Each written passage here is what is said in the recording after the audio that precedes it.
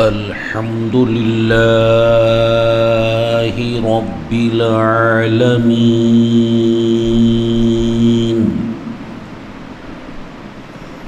والصلاة والسلام على خاتم النبيين وعلى آله وأصحابه أجمعين أما بعد فأعوذ بالله من الشيطان الرجيم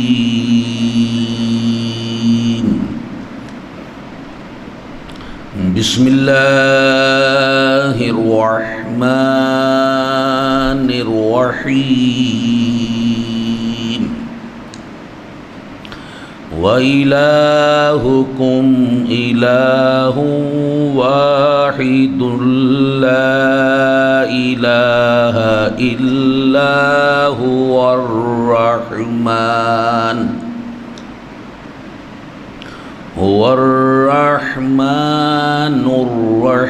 الرحيم صدق الله العظيم قال الله تبارك وتعالى في شان حبيبه الكريم إن الله وملائكته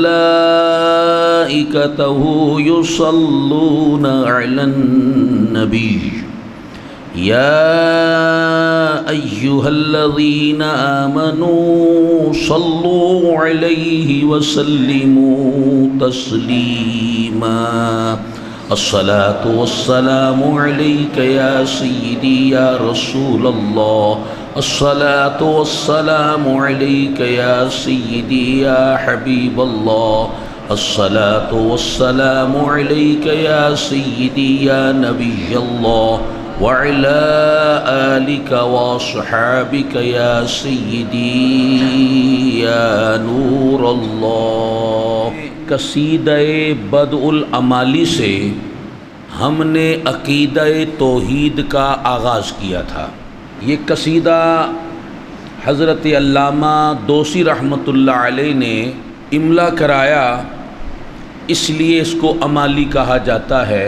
آپ اس قصیدے کے مطلع میں یعنی پہلے شعر میں ارشاد فرماتے ہیں یقول العبد فی بدء الامالی لتوحید بنظم کالعالی، اور مجھ عاجز و ناچیز نے یہ قصیدہ جو پورے کا پورا عقائد پر مبنی ہے، اسلامی عقائد کو اشعار کی صورت میں بیان کیا گیا ہے،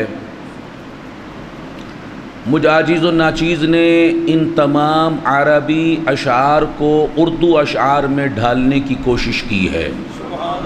تو یہ پہلا جو مطلع ہے، شعر ہے، اس میں علامہ دوسی رحمۃ اللہ علیہ فرماتے ہیں کہ بندہ اپنے آپ کو فرماتے ہیں امالی کے شروع میں، اس قصیدے کے شروع میں توحید باری تعالیٰ کا جو بیان ہے موتیوں جیسی لڑی میں نظم کر رہا ہے۔ اس کو اردو شعر میں مجھ عاجز نے یوں ڈھالا ہے بندہ آغاز امالی میں بیاں توحید کا موتیوں جیسے ہی لفظوں میں رقم ہے کر رہا۔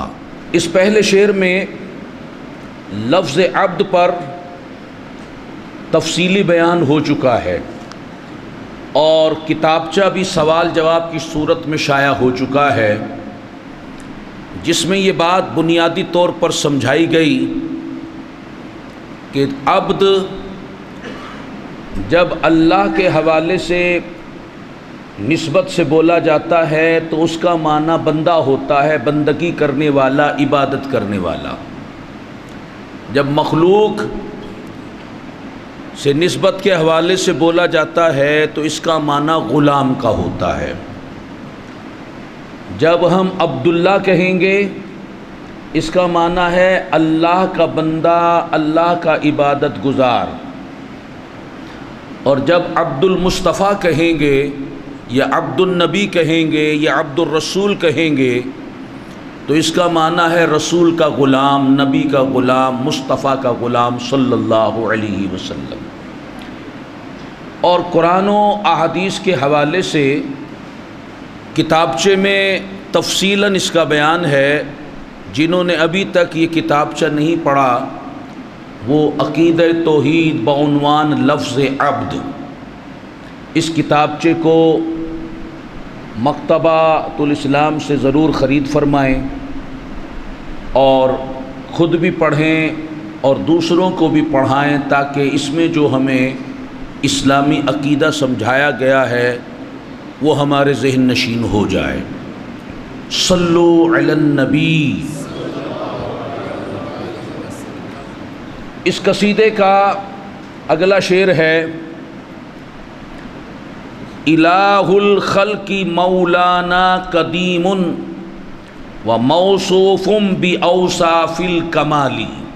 اس کا معنی ہے کہ تمام مخلوق کا معبود ہمارا مولا قدیم ہے اور وہ تمام صفات کمال سے موصوف ہے۔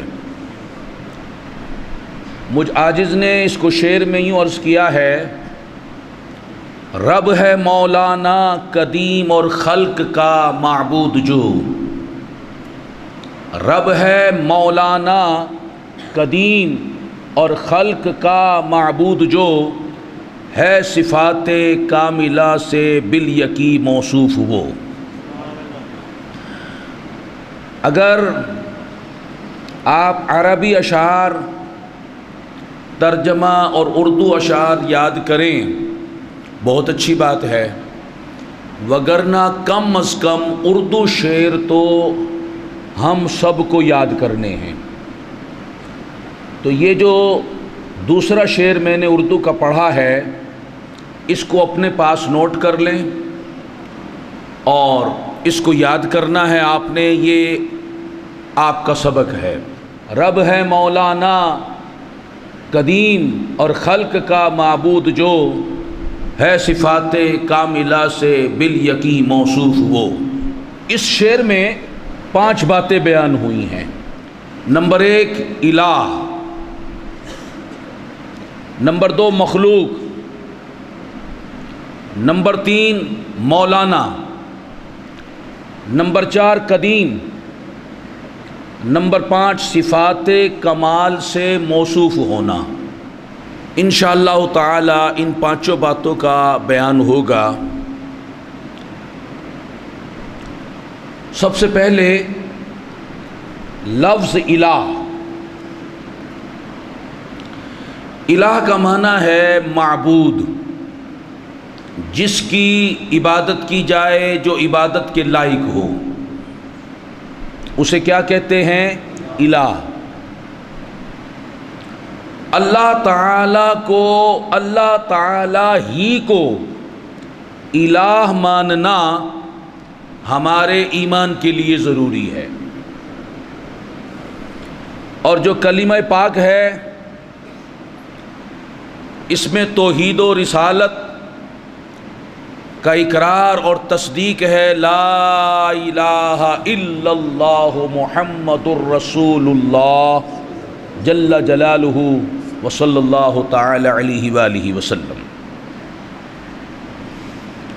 لا الہ الا اللہ یعنی اللہ تعالی کے سوا کوئی الہ نہیں ہے۔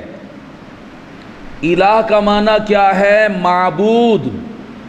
اللہ تعالیٰ کے سوا کوئی معبود نہیں ہے، اللہ تعالیٰ کے سوا کوئی عبادت کے لائق نہیں ہے، اللہ ہی عبادت کے لائق ہے، اللہ ہی معبود ہے، اللہ ہی الہ ہے۔ یاد رکھیے الہ ہونا یہ اللہ تعالیٰ کی ایک صفت ہے اور اس کی صفات بے شمار ہیں۔ مثلا وہ سمیع ہے، بصیر ہے، علیم ہے، خبیر ہے، نصیر ہے، وکیل ہے، کفیل ہے، عظیم ہے، کریم ہے، غنی ہے، ہادی ہے، وارث ہے، مومن ہے، اور بھی بہت ساری صفات ہیں، اور ہر صفت کا اپنا ایک معنی ہے، ہر صفت سے اس کی اپنی ایک شان کا بیان ہے۔ کلمہ طیبہ میں، کلمہ شہادت میں اللہ تعالیٰ کی کس صفت کا بیان ہوا ہے؟ الہ کا، لا الہ الا اللہ۔ کون سی صفت کا بیان ہوا ہے؟ الہ کا۔ اب اگر کوئی کلمہ پاک میں الہ کی صفت کی بجائے کوئی دوسری صفت پڑھے، کہے لا سمیع الا اللہ، لا نصیر الا اللہ، لا بصیر الا اللہ، لا وکیل الا اللہ، لا کفیل الا اللہ، اگرچہ وہ بات صحیح کہہ رہا ہے مگر یہ کلمہ طیبہ نہیں ہے، یہ کلمہ شہادت نہیں ہے۔ آپ فقہاء کرام، علماء کرام سے پوچھ لیں، اگر کوئی کافر مسلمان ہو اور مسلمان ہوتے وقت لا الہ الا اللہ کی بجائے لا سمیع الا اللہ پڑھے، لا نصیر الا اللہ پڑھے، لا بصیر الا اللہ پڑھے، یا الہ کے سوا کسی اور صفت کو بیان کر کے کلمہ پڑھے، وہ مسلمان نہیں ہوگا۔ مسلمان تبھی ہوگا جب وہ الہ کی صفت کے ساتھ کلمہ پڑھے گا۔ اور اسی طرح کلمہ پاک میں اللہ کا کیا نام آیا ہے؟ الہ تو صفت ہے، نام کیا آیا ہے؟ اللہ۔ نام کیا آیا ہے؟ اللہ۔ کیا نام آیا ہے؟ اب اگر کوئی اللہ، جو اللہ کا ذاتی نام ہے، اس کی بجائے کوئی اور صفاتی نام بیان کرے، لا الہ الا الرحمن، لا الہ الا الرحیم، لا الہ الا الکریم، وہ کافر مسلمان ہوتے وقت اگر یوں کہے گا تب بھی وہ مسلمان نہیں ہوگا۔ امام جلال الدین سیوطی رحمۃ اللہ علیہ نے یہ بات بیان فرمائی ہے، اور علماء کرام اس بات پر متفق ہیں کہ وہ اسے اللہ ہی کہنا ہوگا، اللہ کی بجائے اگر کوئی اور نام لے گا وہ مسلمان نہیں ہوگا۔ اور جس حدیث پاک میں ہمیں کلمہ پڑھنے کا حکم دیا کہ جو اتنی مرتبہ یہ کلمہ پڑھے، یہ فضیلت، یہ ثواب، یہ عزت، یہ عظمت، اور وہاں کوئی لا سمیع الا اللہ پڑھتا رہے یا لا الہ الا الرحمن پڑھتا رہے، وہ فضیلت اسے حاصل نہیں ہوگی۔ اس کلمہ کے الفاظ کو بدلنے کی مجھے اور آپ کو اجازت نہیں ہے۔ صفت بھی الہ کی بیان کرنی ہے اور نام بھی ذاتی اللہ بیان کرنا ہے۔ اور اسی طرح امام سیوطی رحمۃ اللہ علیہ بیان فرماتے ہیں، اگر محمد الرسول اللہ میں کسی نے محمد کی جگہ حضور کا کوئی اور نام بیان کیا، جیسے احمد الرسول اللہ، تب بھی وہ مسلمان نہیں ہوگا۔ اس کو کلمہ اسلام قبول کرتے وقت محمد الرسول اللہ ہی پڑھنا ہوگا صلی اللہ تعالی علیہ وسلم۔ اب یہ بات آپ سمجھ میں آپ کے آ گئی کہ جو کلمہ ہے اس کے اندر جو اللہ اور رسول کے نام ہیں ان کو ہم بدل نہیں سکتے، بدلیں گے تو وہ کلمہ نہیں رہے گا، اگرچہ ذکر اللہ ہوگا، ذکر مصطفیٰ ہوگا، مگر جو کلمہ ہے وہ کلمہ قرار نہیں پائے گا۔ اللہ تعالیٰ کی بہت ساری صفات ہیں، اللہ کے لیے ذاتی ہیں مگر اس نے بندوں کو بھی عطا فرمائی ہیں، بندوں کے لیے وہ عطائی ہیں۔ اور وہی اصول جو ہم علم غیب کے بیان میں سنتے آئے ہیں، جب بھی یہ بات ہوگی وہی نظریہ، وہی عقیدہ، وہ اللہ کی ذاتی صفت، مخلوق کی عطائی صفت، اللہ کی لامتناہی، بندوں کی متناہی، اللہ کی ازلی ابدی، بندوں کی حادث اور فانی۔ تو اس طرح جو فرق علماء نے بیان کیے ان کو ہمیں ملحوظ خاطر رکھنا ہے۔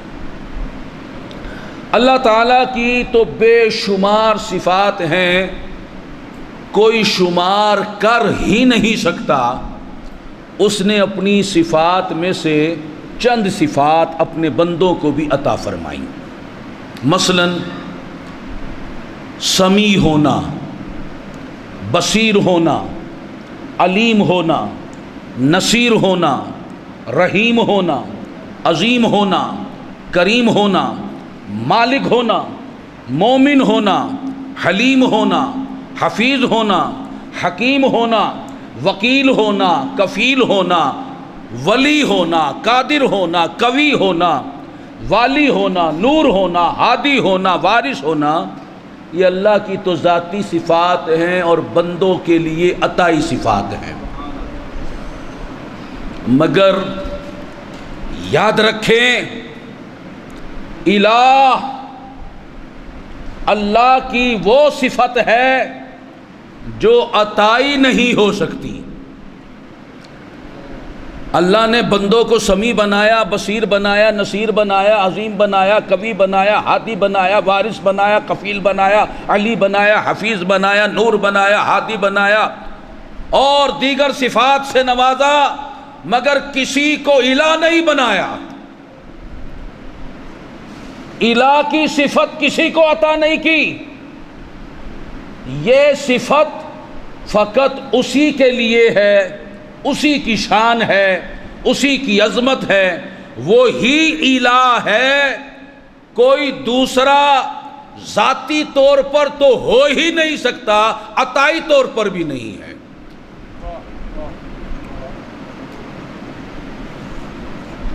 اب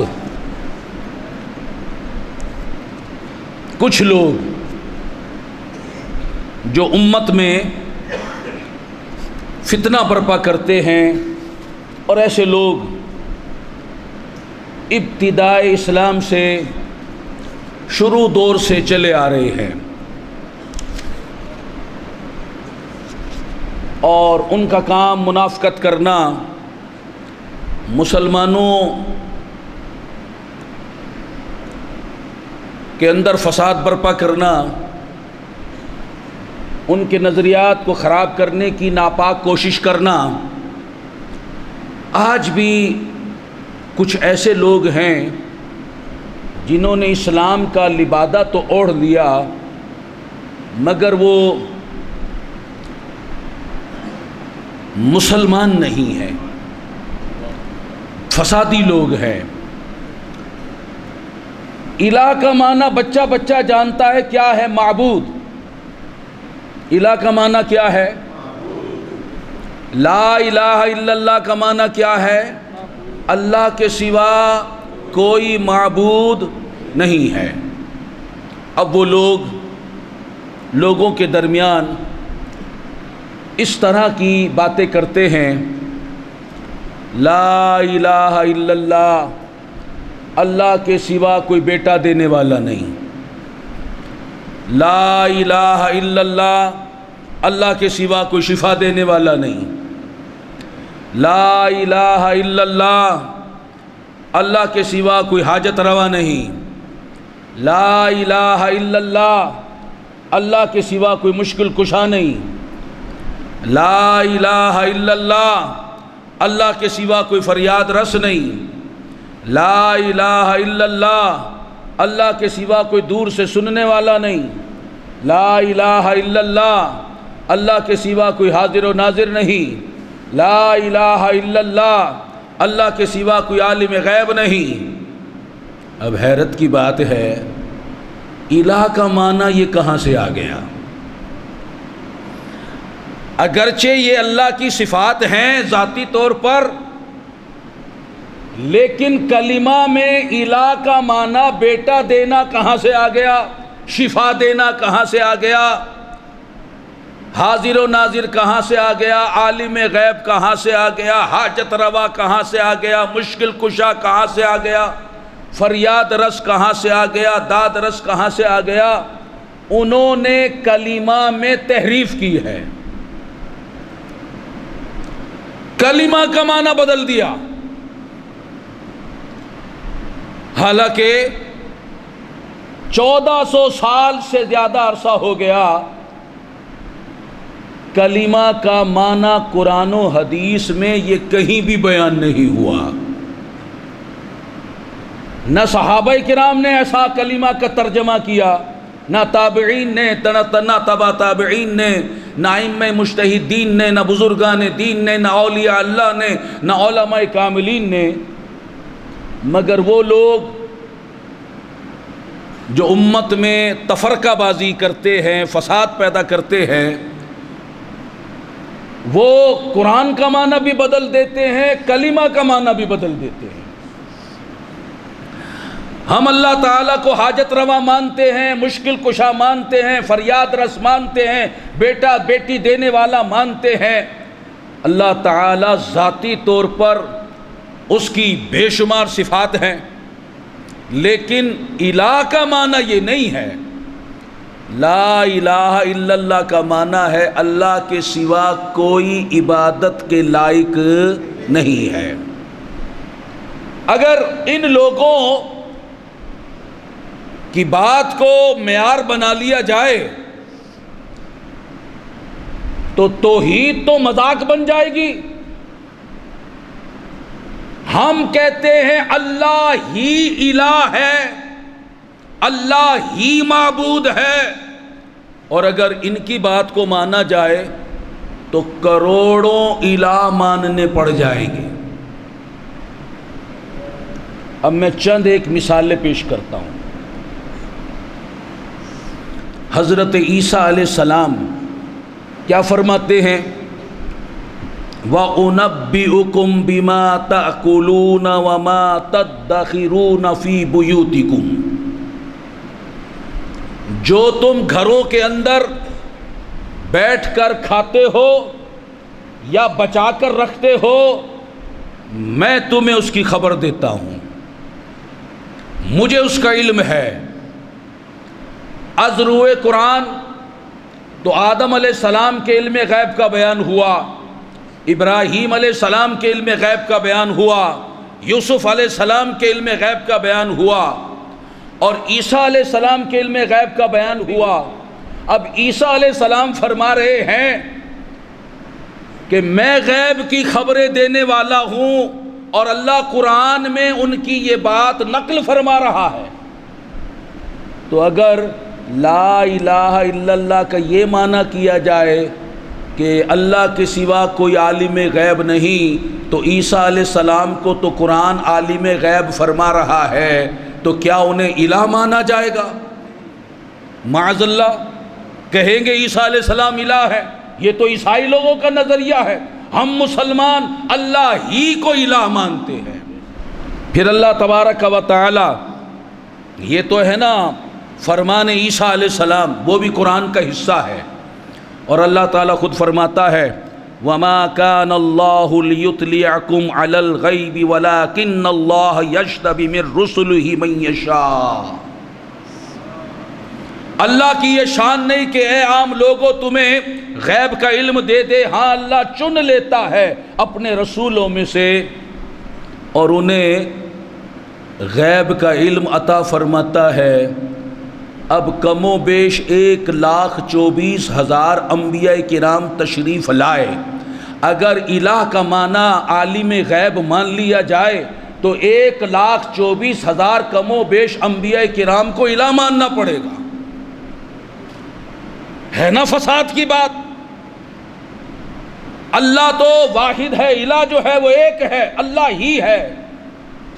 یہ تو ہندوؤں کا نظریہ ہو گیا، ان کے گھر میں الہ، ان کی بغل میں الہ، ان کے دکان پہ الہ، وہ بت کو الہ مان کر جگہ جگہ کروڑوں الہ بنا کر بیٹھے ہوئے ہیں۔ ہم مسلمان صرف اور صرف اللہ ہی کو الہ یعنی معبود مانتے ہیں۔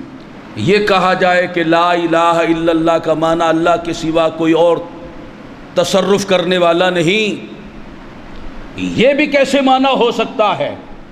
سورہ صاد میں اللہ تبارک و تعالی اپنے نبی حضرت سلیمان علیہ السلام کی شان بیان فرماتا ہے۔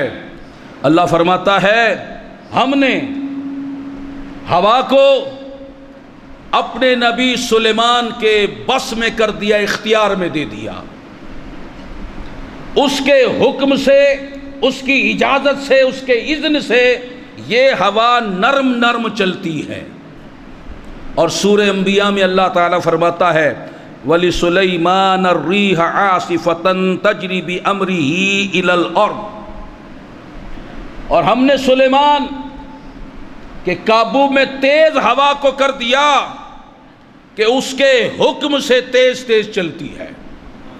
اب بتاؤ، نرم چلے تب بھی سلیمان علیہ السلام کے حکم سے، تیز چلے آندھی بن کر چلے تب بھی سلیمان علیہ السلام کے اختیار سے۔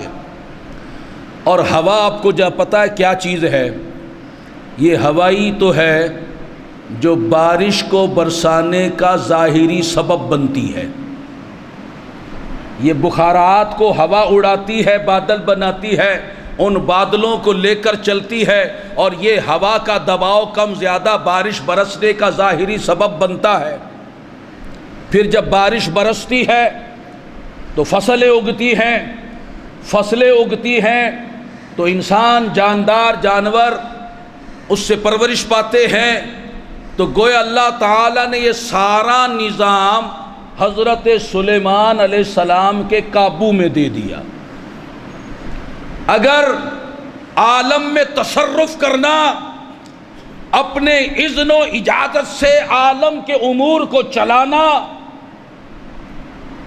اور اس امور کو چلانے والے کو اگر الہ کہا جاتا تو پھر سلیمان علیہ السلام کو بھی الہ ماننا پڑے گا، اور کوئی مسلمان نہ مانتا ہے نہ مانے گا، وہ کہے گا الہ تو صرف اللہ ہی ہے۔ الہ کا یہ معنی جو کیا گیا یہ غلط ہے، الہ کا معنی صرف معبود ہے۔ اور پھر یہ کہنا کہ لا الہ الا اللہ، اللہ کے سوا کوئی شفا دینے والا نہیں،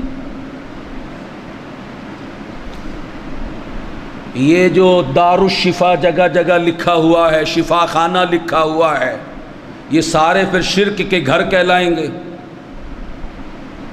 شفا خانہ جہاں بھی لکھا ہو تو کہو یہ شرکیہ بات لکھی ہے، دار الشفا جو لکھا ہے شرکیہ بات ہے۔ شفا تو اللہ دیتا ہے، یہ کون ہے ڈاکٹر شفا دینے والا؟ اور پھر ڈاکٹروں کی بات چھوڑو، ہم تو قرآن سے بات کرتے ہیں۔ اللہ تبارک و تعالی کے نبی حضرت عیسیٰ علیہ السلام فرماتے ہیں، قرآن میں ہے وَأُبْرِئُ الْأَكْمَحَ وَالْأَبْرَصَ وَأُحْيِي الْمَوْتَ بِإِذْنِ اللَّهِ، فرمایا کہ میں اندھوں کو بینا کرتا ہوں، پیدائشی اندھے بھی ہوں انہیں میں آنکھوں کا نور عطا کرتا ہوں۔ برس جو بڑا مرض ہے، چھوٹے چھوٹے امراض کی کیا بات کرتے ہو؟ اگر بڑا مرض برس والا بھی آ جائے اسے بھی شفا دیتا ہوں۔ یہی نہیں، فرماتے ہیں کہ میری شان تو یہ ہے کہ میں مردوں کو زندہ کرتا ہوں باذن اللہ۔ یہ ساری طاقتیں مجھے اللہ نے عطا کی ہیں۔ اب اگر شفا دینا، لا الہ الا اللہ کا معنی یہ کرو کہ اللہ کے سوا کوئی شفا دینے والا نہیں، الہ کا معنی اگر شافی کر دیا جائے، شفا دینے والا کر دیا جائے، تو عیسیٰ علیہ السلام کو کیا کہیں گے؟ عیسیٰ علیہ السلام کو الہ ماننا پڑے گا، اور وہ الہ نہیں ہو سکتے۔ کوئی بھی مسلمان اللہ کے سوا کسی کو الہ نہیں مانتا تو الہ کا یہ معنی نہیں ہے کہ شفا دینے والا، الہ کا معنی ہے معبود جو عبادت کے لائق ہو، اور وہ صرف اللہ ہی ہے۔ اور اگر بیٹا دینا الہ کا معنی مانا جائے، لا الہ الا اللہ، اللہ کے سوا کوئی بیٹا دینے والا نہیں،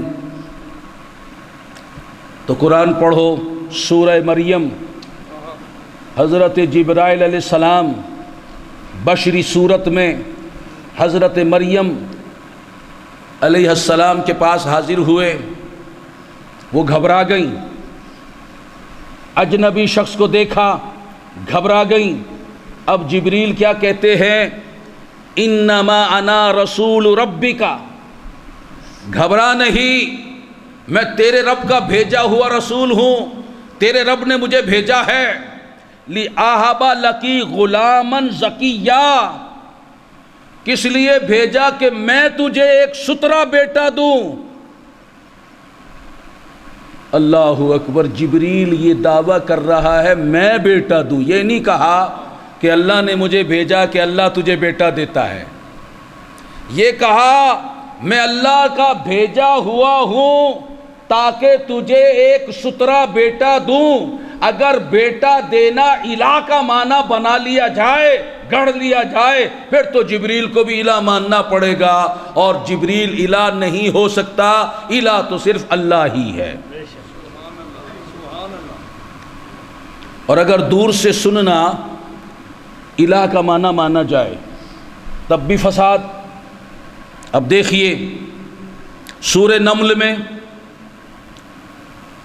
حضرت سلیمان علیہ السلام اپنے لشکر کے ہمراہ جانے کی تیاری کر رہے ہیں، قرآن بیان کرتا ہے قالت نملۃ یا ایھا النمل ادخلوا مساکنکم، اے ایک چیونٹی جو چیونٹیوں کی ملکہ تھی، وہ بولی اے چیونٹیوں اپنے گھروں میں چلی جاؤ، لا یحطمنکم سلیمان وجنودہ وہم لا یشعرون، کہیں تمہیں کچل نہ ڈالے سلیمان اور ان کے لشکر بے خبری میں۔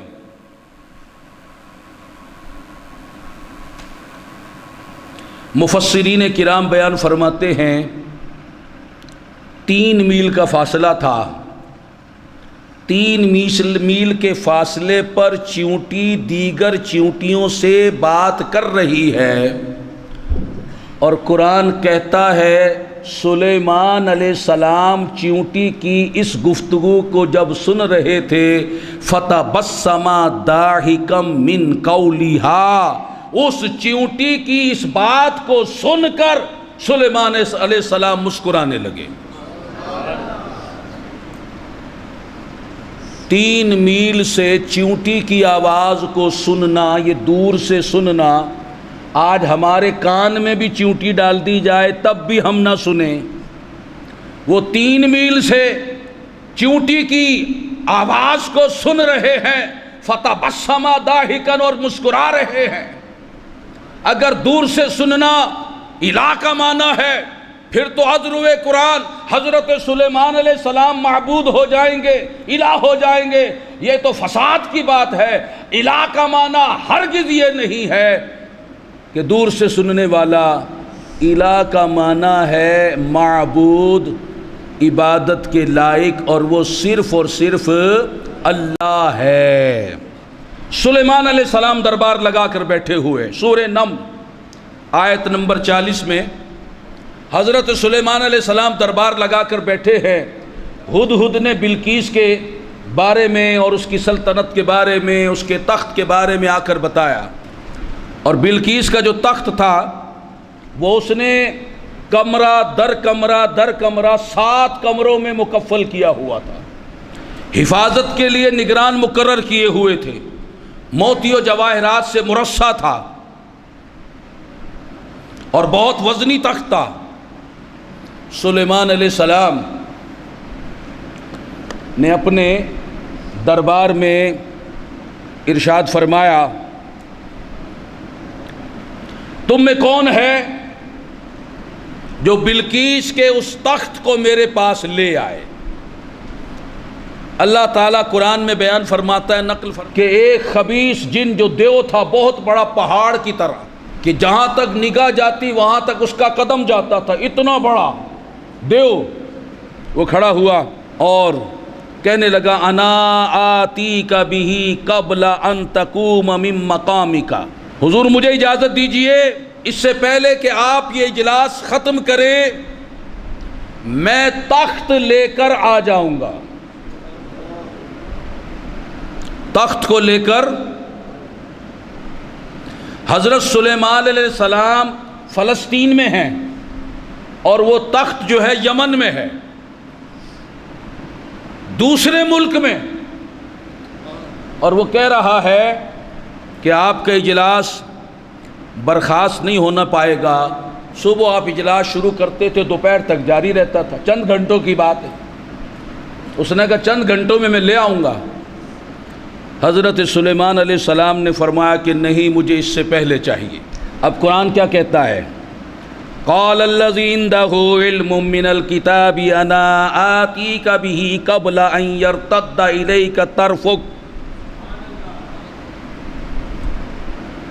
آپ کا ایک امتی جو کتاب کا علم رکھتا تھا، عالم دین تھا، ولی اللہ تھا، وہ کھڑا ہو گیا، جس کا نام کتابوں میں حضرت آصف برقیہ رحمۃ اللہ علیہ بیان کیا گیا ہے۔ وہ کھڑا ہوا، عرض کرنے لگا حضور مجھے اجازت دیجئے، وہ تخت میں لے کر آتا ہوں، آپ کی پلک جھپکنے سے پہلے میں لے آؤں گا۔ اور قرآن یہ کہتا ہے وہ لے آیا، فلما رآہ مستقرا عندہ قال ھذا من فضل ربی، ایک پل مارنے سے پہلے، پلک مارنے سے پہلے وہ تخت لے کر آ گیا۔ جب سلیمان علیہ السلام نے اپنے پہلو میں اس تخت کو دیکھا فرمانے لگے یہ میرے رب کا فضل ہے۔ اب وہ آصف برقیہ رحمت اللہ علیہ وہاں سے غائب بھی نہیں ہوئے،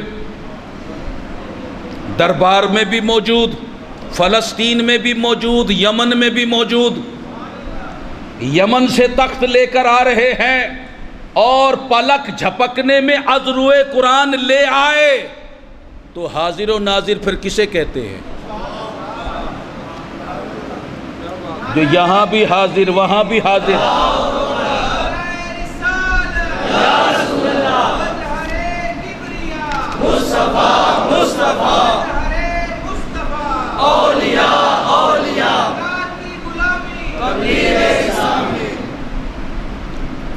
اگر یہ کہا جائے کہ لا الہ الا اللہ، اللہ کے سوا حاضر و ناظر ہونا، کہ اللہ ہی لا الہ الا اللہ، اللہ کے سوا کوئی حاضر و ناظر نہیں، تو پھر تو آصف برقیہ رحمت اللہ علیہ کو عذروِ قرآن الہ ماننا پڑ جائے گا۔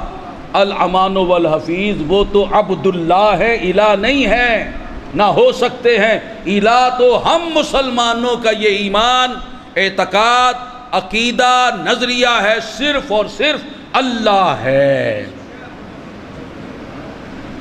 اور اب کہنے کو باتیں کافی ہیں، آخر میں ایک اور مثال، اور یہ ساری باتیں ہم قرآن سے کر رہے ہیں۔ اللہ اکبر۔ سورہ بقرہ میں اللہ تبارک و تعالی بیان فرماتا ہے کہ میرے ابراہیم نے مجھ سے عرض کی ربی ارینی کیف تحیی الموتی، اے رب مجھے دکھا دے مرنے کے بعد تو زندہ کیسے کرے گا، مردے کو کیسے زندگی عطا فرمائے گا۔ اللہ نے فرمایا کیا تجھے میری قدرت پر یقین نہیں ہے؟ عرض کی یقین کیوں نہیں، مگر یہ چاہتا ہوں کہ میرے دل کو قرار آ جائے، عین الیقین بھی حاصل ہو جائے، حق الیقین بھی حاصل ہو جائے، علم الیقین تو ہے، دیکھنا چاہتا ہوں۔ تو اللہ تعالیٰ نے کیا فرمایا؟ اللہ نے فرمایا فَخُذْ أَرْبَعَةً مِّنَ الطَّيْرِ فَصُرْهُنَّ إِلَيْكَ، تو اے میرے خلیل 4 پرندے لے لے اور انہیں ہلا لے، اپنے سے مانوس کر لے۔ تو حضرت ابراہیم علیہ السلام نے 4 پرندے لیے، تفاسیر میں ہے مور کو لیا، مرغ کو لیا، گدھ کو لیا، کوے کو لیا، 4 پرندے لے لیے، ان کو ہلا لیا، مانوس کر لیا۔ عرض کی مولا اب کیا حکم ہے؟ فرمایا کہ انہیں ذبح کر لے، ان کے سر الگ کر لے، ان کے دھڑ جو ہیں پروں سمیت، پنجوں سمیت، گوشت سمیت اس کا قیمہ بنا لے۔ اب 4 کا قیمہ بن گیا، فرمایا اب انہیں مکس کر لے۔ اب 4 کے قیمے کو آپس میں مکس کر لیا، فرمایا اب اسے پہاڑ کی چوٹی پہ رکھ کر آ جا۔ آپ 10 پہاڑوں کی چوٹیوں پر جا کر رکھ کر آ گئے۔ اب پہاڑ کوئی سامنے تو نہیں، ایک پہاڑ کہاں، 10 پہاڑ، ایک کہاں، ایک کہاں، ایک کہاں، ایک کہاں، 10 پہاڑوں کی چوٹیوں پر، اور جو ان کے سر تھے وہ اپنے پاس رکھے۔ عرض کی مولا اب حکم دے، اب فرما میں کیا کروں؟ اللہ نے کیا فرمایا؟ قرآن فرماتا ہے ثم ادعوہن یاتینک سعیا۔ اللہ نے فرمایا اے میرے خلیل انہیں پکار، کہ اے مور، اے مرغ، اے کوے، اے گدھ پکار۔ اب بتاؤ ابراہیم علیہ السلام زندوں کو پکار رہے ہیں یا مردوں کو پکار رہے ہیں؟ مردوں کو پکار رہے ہیں۔ اگر مردوں کو پکارنا حرام ہوتا، شرک ہوتا، کفر ہوتا، تو یہ پکارنے کی تعلیم کون دے رہا ہے؟ تو کیا اللہ شرک کی تعلیم دیتا ہے؟ یہ تو جانور ہیں جن کے قیمے کا بھی قیمہ ہو گیا، وہ مردے ہیں۔ اللہ فرما رہا میرے خلیل تو انہیں پکار، فرمانے والا اللہ، پکارنے والا اس کا خلیل۔ اگر مردوں کو پکارنا شرک ہوتا تو بتاؤ الزام کس پر لگ رہا ہے؟ پھر تو اللہ پر الزام، خلیل اللہ پر الزام کہ اللہ شرک کی دعوت دے رہا ہے اور خلیل شرک کر رہا ہے۔ اور یاد رکھو شرک جو آدم علیہ السلام کے دور میں تھا وہ آج بھی شرک ہے۔ یہ نہیں کل جو شرک تھا وہ اب توحید ہو گیا، جو کل توحید تھی وہ آج شرک ہو گیا۔ جو توحید تھی وہ توحید ہے اور توحید وہ رہے گی، جو شرک تھا وہ شرک ہے، وہ شرک رہے گا۔ حلال حرام کے احکام تو بدلتے رہتے ہیں، توحید اور شرک کے معاملات نہیں بدلا کرتے۔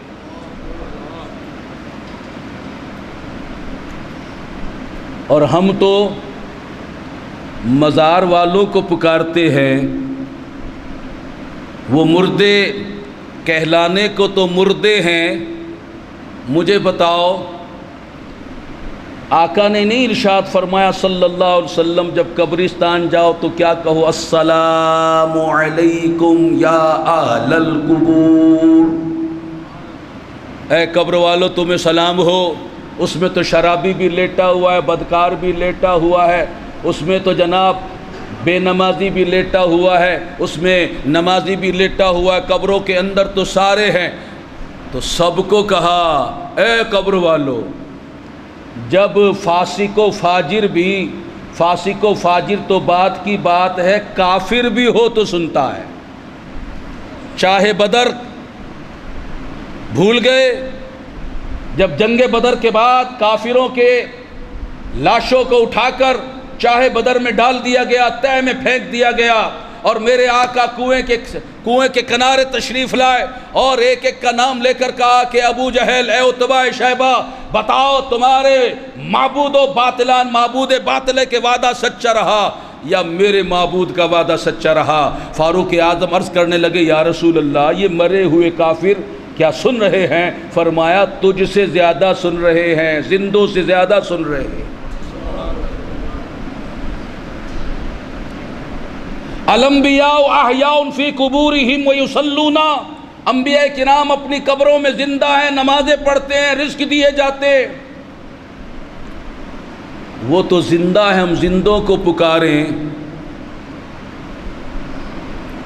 مزار والوں کو پکاریں، قبر والوں کو پکاریں، وہ تو پھر بھی انسان ہیں، زندہ ہیں، از روئے حدیث انہیں پکارنا جائز ہے۔ یہاں تو اللہ پرندے جو قیمہ کا قیمہ ہوا ہے ان کو فرما رہا ہے اے خلیل ثم ادعوہن یاتینک سعیا، تو ان مردوں کو پکار، میں نے تیری پکار میں وہ تاثیر رکھ دی ہے کہ یہ تیری طرف آئیں گے۔